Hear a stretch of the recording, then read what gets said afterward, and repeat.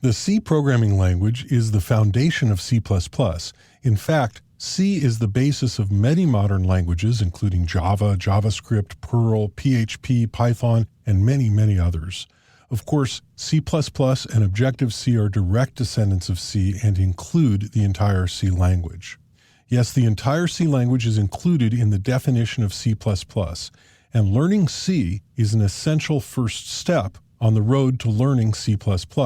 Let me say this again a different way. You cannot skip this step. In order to learn C++, you must first learn C. Developed by Dennis Ritchie at Bell Labs in 1969, C was designed as an alternative to assembly language for creating operating systems, utilities, and other systems-level code. C is a small language with only 32 keywords. It's not what we would call today a high-level language. It is small, efficient, fast, and powerful. If you consider the layers of technology in a computer system as a stack, C is commonly used to write code at all levels, with its most common usage at the lower levels. Almost all firmware, almost all modern operating systems, and a great deal of application software is written in C. Why is C so popular? Systems code written in C tends to be small and fast. Well-written C can generate object code that is almost as small and fast as code written in assembly language. Code written in C is extremely portable. C was originally designed for writing operating systems. For example, the Unix operating system was written in C, and it runs on many, many different processors and hardware configurations. This is possible because so much of the operating system compiles and runs on many different machines, architectures, and processors with little or no modification to the source code. This is equally true of applications written in C.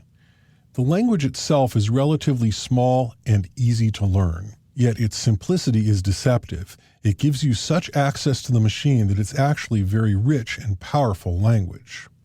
C is a low-level language. That means that it's close to the machine. It doesn't have a lot of features, but it compiles to tight, fast, efficient code. That's what C is good at. That's why people continue to use C after over 40 years.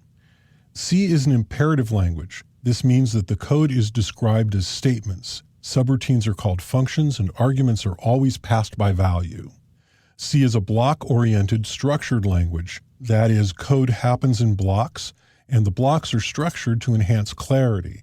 This is to improve quality and maintainability of your code. C is strongly typed. This means that each variable must have a declared type. Type declarations are parsed at compile time, and they cannot change during the life of the variable. The advantage of a strongly typed language is that performance is significantly improved over similar dynamically typed languages.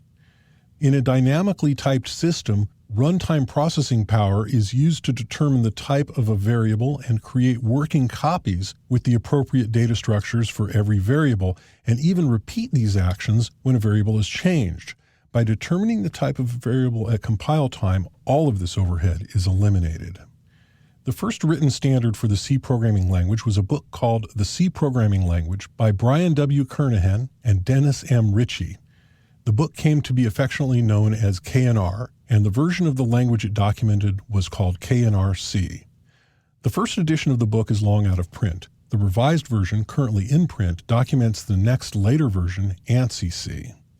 The ANSI-C standard was ratified in 1989 and adopted by the ISO in 1990, so you'll see it referred to as both C89 and C90. The first truly standardized C, this version is the basis for most of the C we use today. ANSI-C introduced function prototypes, void pointers, and locales, all of which are considered fundamental to C today. C99 is mostly compatible with ANSI-C, with a few new features and a few tighter restrictions. Notable enhancements include C++-style one-line comments introduced by 2 / characters, and variables can be declared anywhere within a block instead of only at the top of a block. C11 is the latest standardized version, and it codifies features that had been implemented by many compilers, including a more detailed memory model to support threaded code, removal of the gets function, improved Unicode support, anonymous structures and unions, and some optional features. This course uses C11, but since most of the changes since ANSI-C have been incremental, most of what you learn will apply to any standard C version. Because C is the foundation of C++ and the complete C language is included in the definition of C++, this course contains tutorials sufficient to learn the basics of the C language. Here's a list of chapters you may view in order to learn C from this course. Chapter 2 includes instructions on installing the environment for following the exercises, along with a simple Hello World program for testing your development environment. Chapter 3 includes an overview of the basic syntax of the C language. Chapter 4 covers the C preprocessor, an essential part of the language. Chapter 5 describes the types of data used in C. Chapter 6 covers the rich set of operators provided in the C language.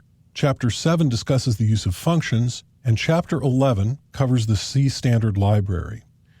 These chapters will give you a thorough introduction to the language, and with a little experience, enough to begin writing C programs on your own.